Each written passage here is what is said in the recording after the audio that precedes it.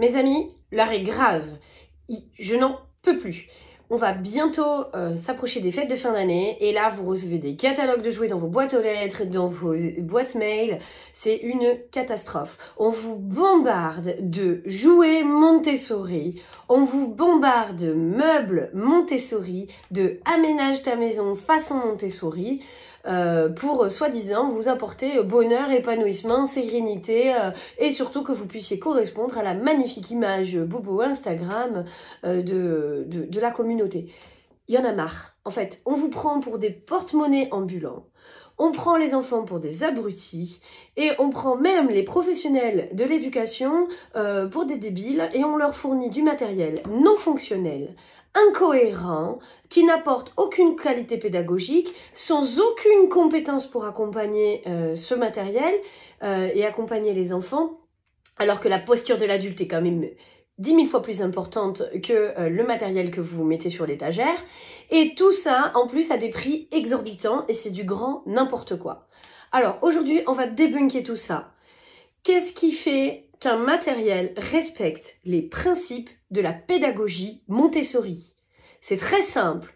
Il y a quelques critères, ils sont pas très nombreux. Est-ce qu'il est en bois? Non, pas forcément. Est-ce qu'il y a marqué Montessori dessus? Non, pas du tout. Maria Montessori n'a pas breveté sa pédagogie ni son matériel, donc il n'y a pas de matériel officiel Montessori. Il y a par contre les plans du matériel qu'elle a conçu qui sont détenus par Nieuwhuis aux Pays-Bas, et là où vous êtes sûr d'avoir du matériel de très grande qualité, mais qui est effectivement assez onéreux, puisque prévu pour être utilisé en collectivité. Il est très robuste et très bien conçu, mais il n'y a pas que ce matériel-là qui est bon. Parfois, vous pouvez faire des choses vous-même qui vont être très bien avec de la récup et ça va très bien marcher du moment que vous suivez les principes de la pédagogie Montessori. Ça, j'insiste bien, Maria Montessori n'a pas déposé son brevet, donc n'importe qui veut se faire de l'argent peut vous vendre n'importe quoi en marquant Montessori dessus et vous allez penser que c'est bon du coup parce qu'il y a marqué Montessori dessus. On vous prend pour des billes, en fait. Mais vraiment. Donc, pour que vous puissiez savoir si ça vous convient ou non, vous n'allez pas regarder ce qui est marqué dessus, vous allez regarder comment est fait le jouet ou le matériel qu'on vous propose. Premièrement, est-ce qu'il est fait en matière naturelle? Parce que ça va apporter une richesse sensorielle. On va effectivement, sauf dans certains cas précis où il est utile, on va, dans la mesure du possible, éviter le plastique. Parce que au niveau sensoriel, il apporte pas de qualité et on n'a pas tendance à faire attention. L'enfant prête plus attention à ses manipulations quand il manipule des objets avec des matières naturelles. Deuxièmement, il est autocorrectif. Autocorrectif, c'est-à-dire que l'enfant est tout à fait capable de savoir s'il a juste ou faux. Donc j'ai une boîte comme celle-ci avec un prisme à base triangulaire. Vous voyez, là j'ai le prisme, voilà. Hop, il fait un peu froid, j'ai les doigts qui glissent. Donc, ça c'est un prisme à base triangulaire. D'accord. On a une boîte ici, j'ai un encastrement, un petit tiroir qui peut s'ouvrir pour que l'enfant puisse aller chercher son prisme. Voilà. Il manque un taquet d'ailleurs. C'est une boîte que je viens d'ouvrir. Il manque un taquet ici puisque du coup, j'emmène l'enfant vers du faux. Donc, je vais choisir de l'utiliser plutôt comme ça. Hop. Et donc, l'enfant va glisser tout simplement et va mettre le prisme dans le trou. Il n'a pas besoin que le matériel ait des piles et qu'il fasse « bravo !» ou bien « essaie encore » pour lui dire s'il a juste ou faux. Il n'est pas plus bête qu'un autre, il est parfaitement capable, l'enfant, même très jeune, de voir qu'il a mis le prisme dans l'encastrement et d'aller ensuite le chercher, etc. et de regarder et pour le retrouver dans la boîte et de recommencer à loisir. Donc le matériel, il est autocorrectif. Je n'ai pas besoin d'une intervention de l'adulte, l'enfant sait s'il a juste ou faux. Je n'ai besoin ni d'une intervention de l'adulte, ni d'un haut-parleur qui dit à l'enfant « mais c'est raté » ou bien « oui, c'est bien ». Ça, c'est vraiment prendre les gens pour des nouilles. Vous n'aimeriez pas avoir un matériel qui vous fasse ça. Deuxième chose, il invite à la concentration, donc il est plutôt sobre. Je ne demande pas à ce que ce soit absolument sans couleur, mais il doit inviter à la concentration. Je n'ai rien qui vient le détourner de l'apprentissage. Et c'est là où on va retrouver toutes sortes de choses complètement farfelues dans le commerce. Parce que autre chose, je veux aussi qu'il amène une seule nouvelle difficulté à la fois. C'est-à-dire que je vais avoir un matériel où l'enfant va apprendre à mettre une boule dans un trou, dans un encastrement rond. Ensuite, il va apprendre à mettre un cylindre dans un encastrement rond. Donc, il ne va pas avoir besoin d'orienter le poignet, mais il va devoir choisir par quelle face il présente le cylindre dans l'encastrement. Une fois qu'il sait faire cela, il va mettre des cubes dans un encastrement carré. Et donc, il n'aura plus besoin de se soucier de la face, mais il va devoir se soucier du sens. Une fois qu'il aura appris à faire la balle, le cylindre et le cube, il va pouvoir passer au prisme à base triangulaire pour lequel il va devoir se soucier et de la face et du sens. Puisque je ne peux pas l'insérer comme ceci, je peux l'insérer comme cela, mais je dois trouver le bon sens. Une seule nouvelle difficulté à la fois. Et c'est là où dans le commerce, vous allez trouver des trucs soi-disant multifonction, soi-disant évolutif, etc. En fait, c'est du grand n'importe quoi. C'est que l'enfant n'a pas l'opportunité d'apprendre la première, la deuxième, la troisième étape. On lui propose déjà l'étape numéro 10.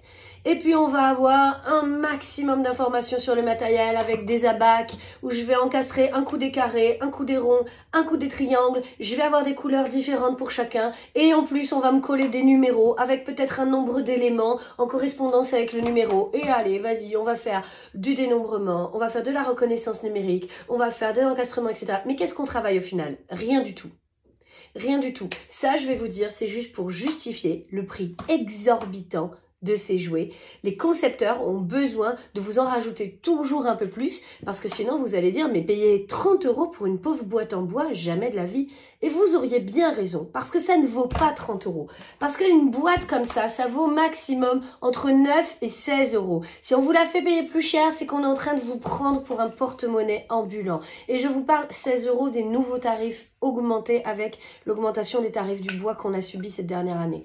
Donc, qu'on soit bien clair, si on vous propose ça à 40 €, on est en train de vous prendre pour un porte-monnaie ambulant et ça ne marche pas. Autre chose, vous avez certains concepteurs qui se disent avoir étudié la pédagogie Montessori et qui vont vous dire « Alors, on a bien compris le concept du une seule difficulté à la fois et on vous met des plaques interchangeables. » Et là, vous avez un tiroir avec effectivement un prisme à base triangulaire, une balle en tricot, une boule en bois, un cube et un disque. Merveilleux!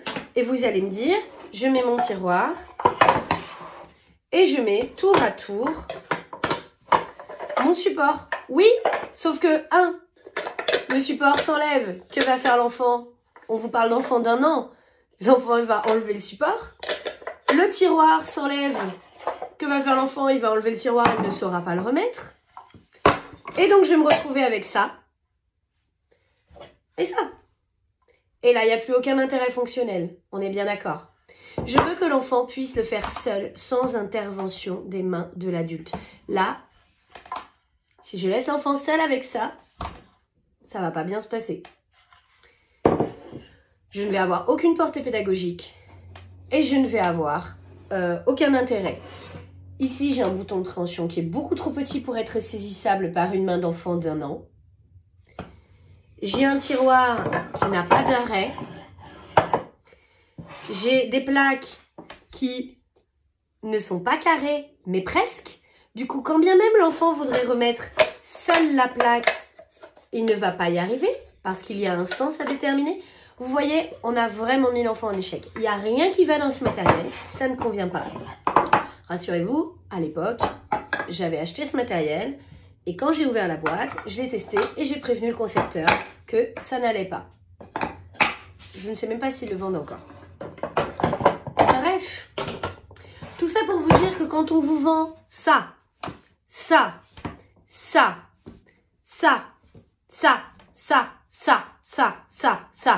et ça, on vous prend pour des abrutis et on prend les enfants pour des abrutis. Alors, est-ce que vous avez vraiment besoin d'avoir un jouet Montessori pour que votre enfant passe un beau Noël? Je suis pas sûre. Finalement, votre enfant, il a besoin de quoi? De se sentir aimé? De se sentir écouté? D'être respecté? Et déjà, ça, c'est la base. Si vous avez tout ça, vous lui offrez le jouet que vous voulez. Qu'il soit en plastique ou non. Qu'il soit Montessori ou non, du moment que vous passez du temps en famille, du moment que vous allez marcher avec eux dans la nature, du moment que vous prenez le temps de leur chanter des chansons, du moment que vous faites des batailles de guili, du moment que vous leur montrez d'une manière ou d'une autre, de la façon qui vous convient, que vous les aimez et qu'ils comptent pour vous, déjà ils ont ce qu'il faut. Ensuite, si vous avez envie de vous faire plaisir, vous pouvez vous former à la pédagogie Montessori, ou bien vous pouvez revoir tous les principes que je vous ai expliqués au début de la vidéo. Et quand vous choisissez un jouet marqué Montessori, ne regardez pas ce qu'il y a de marqué, mais regardez ce qui est écrit. Maintenant, je vais adresser un message à vous, les vendeurs de jouets. Arrêtez, s'il vous plaît, de faire votre beurre sur une mode en prenant les parents pour des abrutis. Arrêtez, s'il vous plaît, de détruire une pédagogie qui est magnifique à la base, en la détournant et en faisant n'importe quoi avec, pour vous en servir juste pour de l'argent, parce qu'au final, quand votre matériel est mal conçu, c'est l'enfant qui va croire qu'il est nul parce qu'il n'y arrive pas. Et ça, je trouve que c'est vraiment pas honnête de votre part. Et à vous, les soi-disant éducatrices, dont certaines que je connais personnellement, qui conseillez des fabricants de jouets, des fabricants de matériel et des vendeurs qui certifiaient du matériel qui n'a rien de Montessori, vous le savez pertinemment.